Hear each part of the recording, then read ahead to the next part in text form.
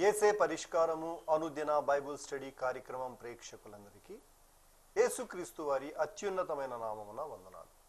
ప్రభువునందు ప్రియా దేవుని బిడ్డలారా, నేటి దినము డాక్టర్ కారుపాటి శ్యామ్సాగర్ గారి ద్వారా బైబుల్ స్టడీలోని వాక్య భాగమును రాజులు మొదటి గ్రంథము నుండి ధ్యానం చేసుకుందాము. మీరందరూ బైబుల్తోనూ నోట్బుక్తోనూ సిద్ధపడి ఉంటే డాక్టర్ కారుపాటి శ్యామ్సాగర్ గారు ప్రార్థన చేసి ఈ దినపు వాక్య పరిచర్య చేస్తారు. ప్రభువునందు ప్రియా దేవుని బిడ్డలారా, ఈ రాత్రి కాలపు వాక్య భాగం కొరకు సహకారాన్ని ఇస్తున్న కుటుంబం ఏలూరు పడమర వీధి వాస్తవ్యులు ముత్యాల సంతోషం టీచర్ గారు, వహిని ప్రియా ప్రసాద్ బాబు గారు సహకారం ఇస్తున్నారు. ముత్యాల సంతోషం టీచర్ గారిని, వారి కుటుంబాన్ని ప్రభువు దీవించినట్లు ప్రార్థించండి. సంతోషం గారి సహోదరుడు ప్రభువునందు నిద్రించినాడు. ఆ కుటుంబానికి ప్రభు ఆదరణ ఇచ్చేటట్లుగా కూడా ప్రార్థనలో జ్ఞాపకం చేసుకోండి. ప్రార్థన చేసుకుందాం. దయచేసి తలలో వంచండి, ప్రార్థనలో ఏకీభవించండి. మమ్మల్ని మిక్కిలిగా ప్రేమిస్తోన్న మా ప్రియ ప్రభు, మీకు కృతజ్ఞతలు. ఈ రాత్రి మీ పాదాల చెంత ప్రార్థన చేస్తున్నాం. మా రక్షకుడు అని మీకు కృతజ్ఞతలు చెల్లిస్తున్నాం. ప్రత్యేకంగా మా ప్రేక్షకులు రక్షించబడాలని విజ్ఞప్తి చేస్తున్నాం. ప్రభు, మీ ప్రజలు ఆత్మీయ మేలు పొందాలని కోరుతున్నాం. యేసే దేవుడని ప్రజలు తెలుసుకునేట్లు సహాయం చేయమని ప్రార్థిస్తున్నాం. ప్రత్యేక సమయంలో ఎపిసోడ్ సహకారం ఇచ్చిన మీ దాసురాలు తల్లిగారు ముత్యాల సంతోషం టీచర్ గారిని, వహిని ప్రియా ప్రసాద్ బాబు గారులను దీవించమని ప్రార్థిస్తున్నాం. ఆదరించండి. మీ కృప కుటుంబానికి చూపండి. నెమ్మదినివ్వండి. ఆదరణ దయచేయండి.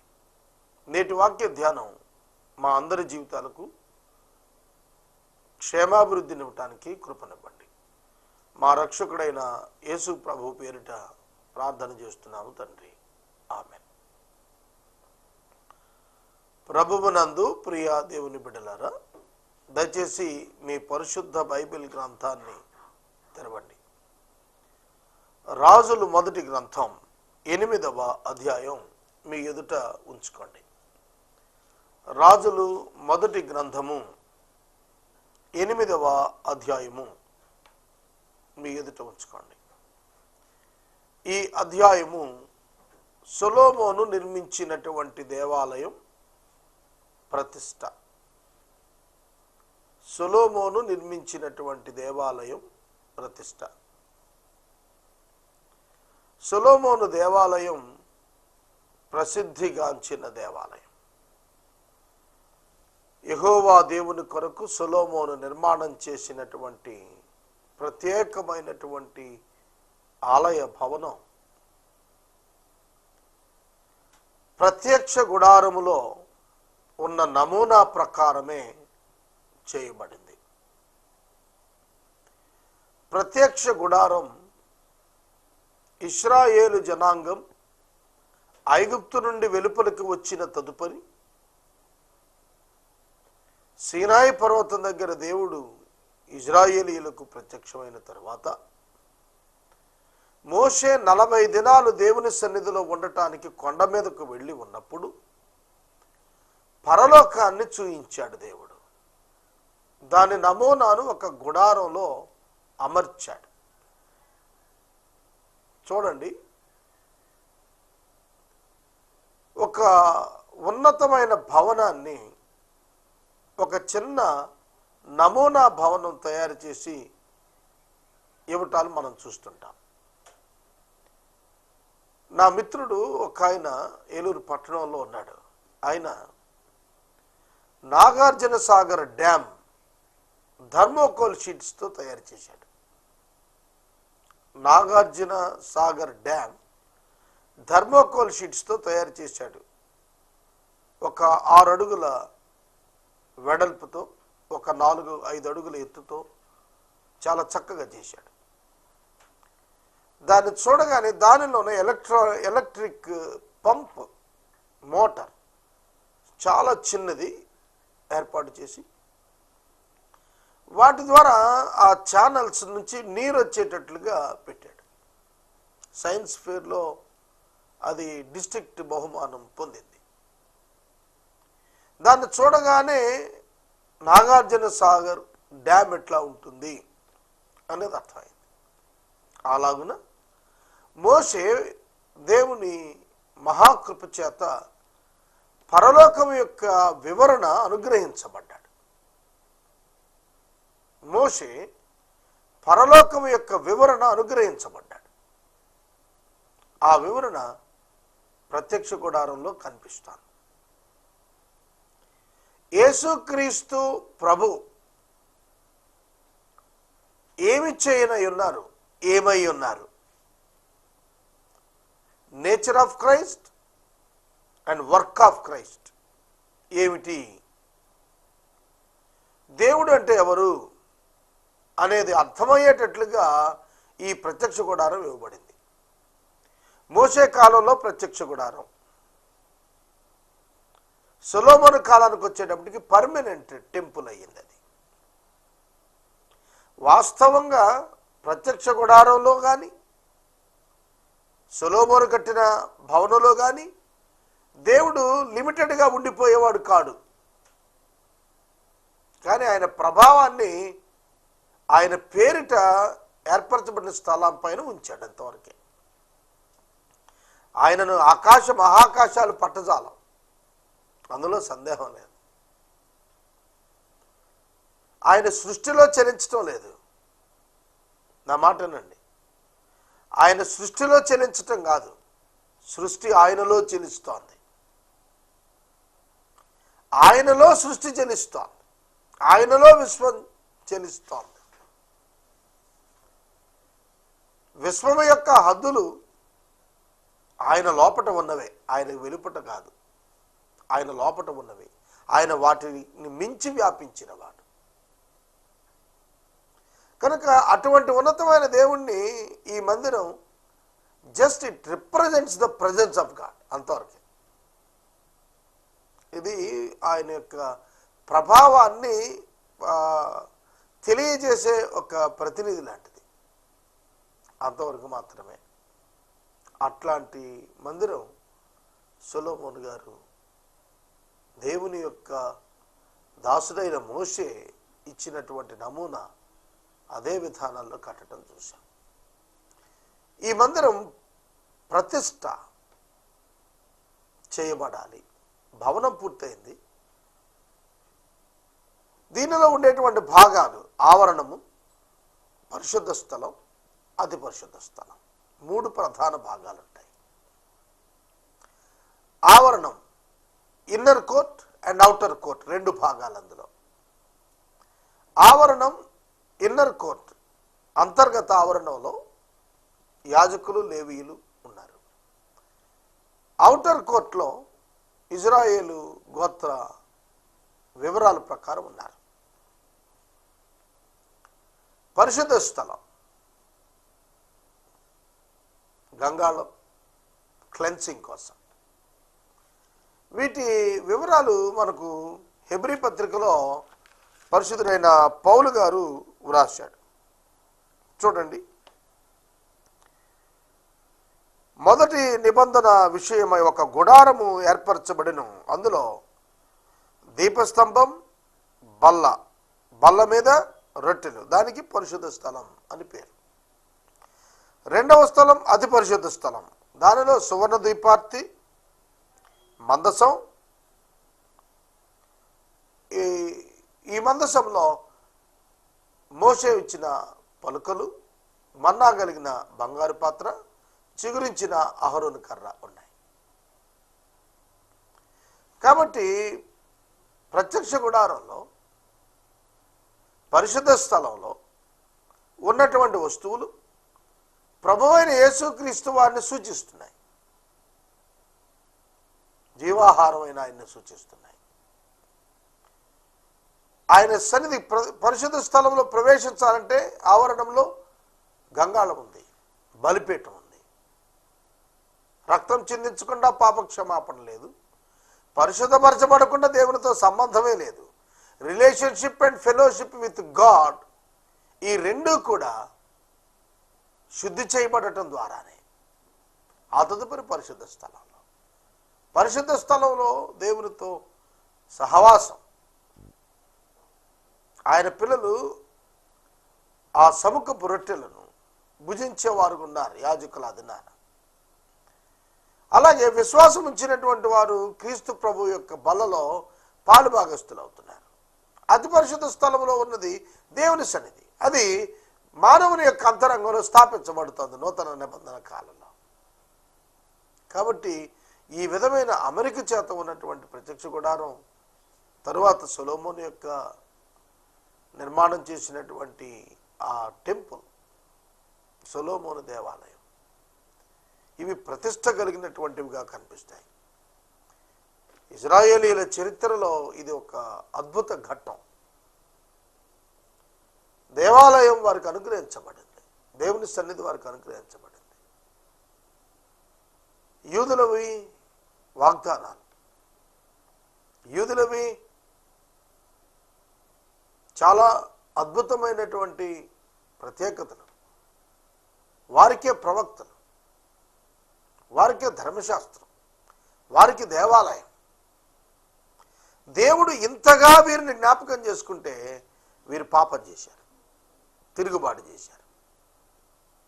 నేను అనుదినం భయపడతాను. ఎందుకంటే సాధారణమైన వ్యక్తులు పడిపోతున్నారు, పాపం చేస్తున్నారంటే అది ఒక ఎత్తు అయితే, అనుదినం వాక్యం చెప్పే నా వ్యక్తిగత జీవితం పట్ల నేను మిక్కిలి భయపడుతున్నాను. ఆ పరిశుద్ధ దేవుని ఎదుట నిలబడుటకు యోగ్యత లేదు. అందుకని నేను పలుమార్లు ప్రభు సన్నిధిలో చెప్పుకుంటున్నాను, చెబుతాను కూడా. ప్రజల ముందు కూడా అనేకసార్లు చెప్పాను, I'm not worthy even to touch the Bible. Bible ముట్టడానికి వచించడం తర్వాత సంగతి. అర్హత లేని చేతులు, అర్హత లేని వ్యక్తిని నేను. అటువంటి గొప్ప దేవుని గురించి మాట్లాడటానికి యోగ్యత లేని వాడిని. క్రీస్తు రక్త ప్రోక్షణం చేత పరిశుద్ధత తప్ప మానవుల్లో నుండి ఏ మంచి రాదు. ఇది మనం గుర్తెరిగితే మనకు క్షేమం. 8వ అధ్యాయం నేను ప్రారంభించే ముందు చాలా వివరణ ఇచ్చాను మీకు. ఇది మనకు చాలా అవసరం. ఇక ఈ భవనం, సొలొమోను నిర్మించిన ఈ భవనంలో మందసం పెట్టకపోతే అసలు దేవుని దేవాలయం అని పిలవటానికే వీల్లేంది. అందుకనే ఆ మందసాన్ని తీసుకురావాలి. ఇప్పుడు సియోనుపురము అని పిలువబడిన దావీదుపురములో ఈ మందసాన్ని పైకి తీసుకుని రావాలి. ఇప్పుడు ప్లేస్ చేంజ్ చేయాలి. ఇశ్రాయేలీయులకి ఇది పెద్ద పరీక్ష. ఫిలిస్తీయులు సమూయేలు గ్రంథంలో ఏలీ కాలంలో మందసాన్ని పట్టుకెళ్ళారు. సమూయేలు మొదటి 5 అధ్యాయాల చరిత్ర చదివితే మందసాన్ని పట్టుకెళ్ళినప్పుడు వాళ్ళు దాగోను దేవత గుడిలో పెట్టారు. ఆ దేవత బోర్లా పడిపోయింది. మరలా లేపి పెట్టారు, ముక్కలైపోయింది. ఫిలిస్తీన్లందరూ కూడా రోగాలతో బాధపడ్డారు. వారంతట వారే తీసుకొచ్చి ఇజ్రాయేలీల స్థలంలో వదిలిపెట్టిపోయారు.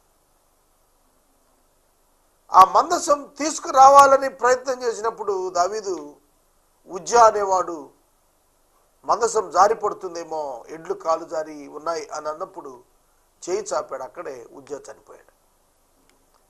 కాబట్టి ఇప్పుడు మందసాన్ని తీసుకురావాలి అని అంటే భయం. దానిని దేవుని సన్నిధిలో ఎంత భయభక్తులతో బలులను అర్పిస్తూ వారు తీసుకొని వచ్చారు అనేది చూసినప్పుడు వారి హృదయాల్లో మందసం తీసుకుని రావటం పట్ల ఉన్నటువంటి భయం, దేవుని పట్ల ఉన్నటువంటి భయం మనకు కనపడుతుంది. చదువుదాం. అప్పుడు సియోను అను దావీదుపురములో నుండి యెహోవా నిబంధన మందసం పైకి తీసుకుని వచ్చుటకు యెరూషలేములో ఉండు సొలొమోను ఇజ్రాయేలీయుల పెద్దలను గోత్ర ప్రధానులను అనగా ఇజ్రాయేలీయుల పితరుల కుటుంబముల పెద్దలను తమ యొద్దకు సమకూర్చాడు.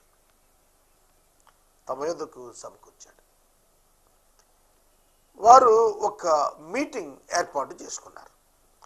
కాబట్టి ఇశ్రాయేలీయులందరూ ఏతని మను 7వ మాసమున పండుగ కాలమున రాజైన సొలొమోను దగ్గర కూడుకున్నారు. ఇజ్రాయేలీయుల పెద్దలందరూ రాగా యాజకులు యెహోవా మందసాన్ని ఎత్తి దాన్ని తీసుకుని వచ్చారు. యెహోవా మందసం అది చెక్క పెట్టి తుమ్మకర్రతో చేయబడింది. బ్లాక్ వుడ్ రోజ్ అంటాం చూశారు, అకాసియా వుడ్ అన్నారు దాన్ని. మనం తెలుగులో చెప్పుకుని బ్లాక్ వుడ్ అంటారు, చాలా గట్టి ఇది తుమ్మకర్ర అన్నాడు ట్రాన్స్లేషన్లో, నల్ల తుమ్మ అన్నమాట. ఈ అకాసియా వుడ్తో చేయబడిన ఈ మందసం లోపట వెలుపట బంగారంతో తాపడం చేయబడింది. ఆ బాక్సును దానిలో ఉన్నటువంటి ఉపకరణాలు అదే విధిగా యాజకులు పైకెత్తారు. యాజకులు లేవీలులోనే యాజకులు ఉన్నారు. అంటే ఆలయ ధర్మం జరిగించేవాళ్ళు యాజకులు. ఆ ధర్మం జరిగించడానికి ఏర్పరచబడిన గోత్రం లేవి గోత్రం. ఈ యాజకులు ఆ మందసాన్ని పైకెత్తారు, దాన్ని తీసుకుని వచ్చారు. ప్రత్యక్ష గుడారములో ఉన్న పరిశుద్ధ ఉపకరణములను యాజకులు లేవీలు తీసుకుని వచ్చారు. రాజైన సొలొమోను అతని యొద్ద కూడి వచ్చిన ఇశ్రాయేలీయులు అందరూ సమాజం అంతా కూడా మందసం ముందు నిలబడి లెక్కింప శక్యము కాని గొర్రెలను ఎడ్లను బలిగా అర్పించిరి. లెక్కింప శక్యము కాని అండర్లైన్ చేయండి, లెక్కింప శక్యము కాని. అవును, మందసము గాడ్స్ ప్రెజెన్స్ను రిప్రజెంట్ చేస్తుంది కనుక దేవుని ఎదుట బలి ఇచ్చినట్లుగా వారు బలి ఇస్తున్నారు. ఎందుకు బలి ఇస్తున్నారు? బలిలో 2 అర్థాలు ఉన్నాయి. ఒకటి పాప పరిహారం, అపరాధ పరిహారం. రెండవది ఆరాధన. మనకు లేవికాండం బలులను 5 రకాలుగా ఎక్స్ప్లెయిన్ చేసింది. దహన బలి, సమాధాన బలి, నైవేద్యం, పాప పరిహారార్థ బలి, అపరాధ పరిహారార్థ బలి. జాగ్రత్తగా వినాలి.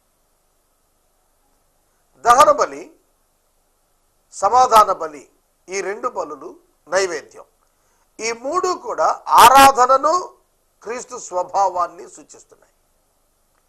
దహన బలి దేవుని స్తుతించేది, సంపూర్ణ సమర్పణ, ప్రత్యేకమైనటువంటి సువాసనాభరితంగా దాన్ని ఇచ్చేవాళ్ళు.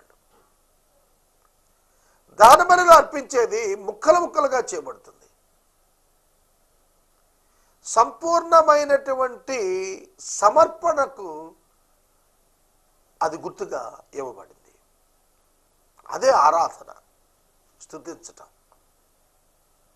తర్వాత నైవేద్యం క్రీస్తు యొక్క స్వభావాన్ని ఎక్స్ప్లెయిన్ చేస్తుంది. సమాధాన బలి దేవునికి మానవునికి మధ్య సమాధానం. ఆ తర్వాత పాప పరిహారార్థ బలి, అపరాధ పరిహారార్థ బలి. ఈ 2 ఏమిటి? Sin as a nature, sin as N act. పాపము స్వభావంలో ఉన్నదాన్ని బట్టి పాప పరిహారార్థ బలి, క్రియారూపకంగా చేసిన పాపాన్ని బట్టి అపరాధ పరిహారార్థ బలి. కనుక మొట్టమొదట ఈ 5 బలులలో ఇచ్చేది పాప పరిహారార్థ బలి, రెండవది అపరాధ పరిహారార్థ బలి, మూడవది సమాధాన బలి, ఆ తర్వాత నైవేద్యం, ఆ తర్వాత దహన బలి.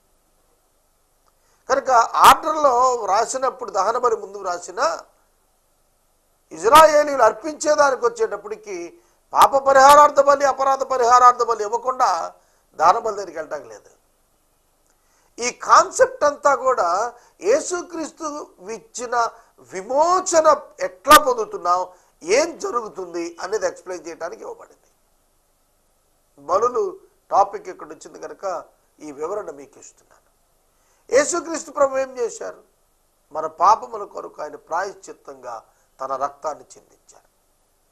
మన బదులు తాను మరణించారు. అదే పాప పరిహారార్థ బలి. మన అతిక్రమముల నిమిత్తం నలగగొట్టబడ్డాడు. ఆయన శారీరకంగా హింసించబడ్డాడు. అపరాధ పరిహారార్థ బలి. అందువలన సమాధానం వచ్చింది. దేవునితో ఆయన మనలను సమాధానపరిచాడు తన రక్తం ద్వారా. కానీ సమాధాన బలి అయ్యింది. ఆయన ఎవరై ఉన్నారు? ఆయన సంపూర్ణ మానవుడు, సంపూర్ణ దైవమై ఉన్నాడు. నైవేద్యంలో వివరణది. కాబట్టి దహన బలి ఆయనకి ఇంపైనటువంటి బలిగా తను తాను సమర్పించుకున్నాడు. యేసుక్రీస్తు ఏమై ఉన్నాడు, ఏం చేశాడు, మనకు అదేమో ఎట్లా అప్లై అయింది చెప్పేందుకు ఈ బలులను ఏర్పాటు చేశాడు పాత నిబంధనలో. కనుక బలులు ముందుగా జరిగిన చరిత్ర కాలంలో వాస్తవం యేసుక్రీస్తునందే ఉన్నది. అది ఏమై ఉండబోతోందో చెప్పటానికి మోషే కాలంలో బలులను ఇచ్చాడు. ఈ మాట గుర్తుపెట్టుకోండి. యేసుక్రీస్తునందు అనుగ్రహించబడుతున్నటువంటి ఆ యొక్క విమోచన కార్యాన్ని అర్థం చేసుకోవటానికి ముందస్తుగా దహన బలులను గురించి, ఈ బలులను గురించి ధర్మశాస్త్రంలో ముందస్తుగా రాశాడు. కనుక ఈ వివరణ ఇచ్చి మోషే ద్వారా ఆ యేసు రాబోతున్నాడు అని చెప్పబడింది. అందుకే మొదటి నిబంధన కొట్టివేయటానికి అనుకూలమైన నిబంధన. రెండవది క్రొత్త నిబంధన శాశ్వతమైనటువంటి నిబంధన. మొదటి నిబంధన పశువుల రక్తంతో చేయబడింది. రెండవ నిబంధన దేవుని కుమారుని క్రీస్తు యొక్క రక్తంతో ఏర్పాటు చేయబడింది. కాబట్టి బలులను అర్థం చేసుకోండి. అలాంటి బలులు ఇవ్వటం ప్రారంభించారు. లెక్కింపశక్యం కాని బలులు ఇవ్వటం ద్వారా పాపులము క్షమించండి, అపరాధులము క్షమించండి, సమాధానం అనుగ్రహించండి, మీతో సహవాసం దయచేయండి, మీకు కృతజ్ఞతగా ఉంటాం ప్రభు అని చెప్పటానికి ఆ బలులను ఇజ్రాయేలీలు ఇవ్వటం ప్రారంభించారు. మరియు యాజకులు యెహోవా నిబంధన మందసం తీసుకొని దాని స్థలంలో, అనగా మందిరపు గర్భాలయముకు అతి పరిశుద్ధ స్థలంలో కెరూబుల కింద దాన్ని ఉంచారు. మందసం పెట్టే చెక్కతో చేయబడిన కెరూబుల రెక్కలు చాచి అతుకబడినట్లుగా ఉన్న కెరూబుల క్రింది భాగంలో సెట్ చేశారు. ఎందుకంటే పాత నిబంధనలో కూడా ఈ అమరిక ఉంది. కెరూబుల మధ్య నుండి ఆయన మాట్లాడుతున్నాడు. ఆయన స్వరం వెలువడుతోంది. ఆయన సింహాసనం యెషయా గ్రంథం 6వ అధ్యాయంలో చెప్పబడింది. ఆయన ఎదుట కెరూబులు శరాపులు ఎగురుతున్న దృశ్యం వివరించాడు. 6 రెక్కలు ఉన్నాయి కెరూబులకు. రెండింటితో కళ్ళు కప్పుకున్నారు, రెండింటితో కాళ్ళు కప్పుకున్నారు, రెండింటితో ఎగురుతున్నారు. దేవుని మేము చూడలేదు అని సాక్ష్యం ఇస్తున్నారు. వాళ్ళు చూడలేము అని సాక్ష్యం ఇస్తున్నారు. ఆయన పరిశుద్ధుడు, మా పాదాలు కనబడరాదు ఆయన ఎదుట అని కప్పుకున్నారు. అట్లా ఆయన్ని స్తుతిస్తున్న అనుభవాన్ని జ్ఞాపకం చేస్తున్నదే.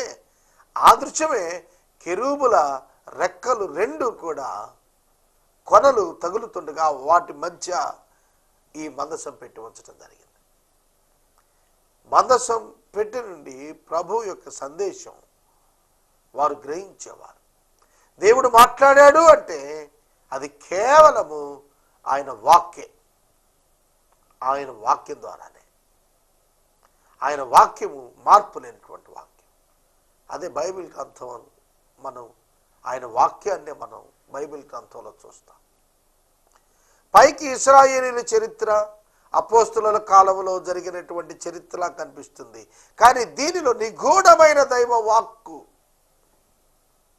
దేవుని యొక్క సందేశం నిగూఢంగా ఇందులో కనిపిస్తుంది. పరిశుద్ధాత్మ శక్తి చేత విశ్వాసి దాన్ని తేలిగ్గా గ్రహించగలుగుతాడు.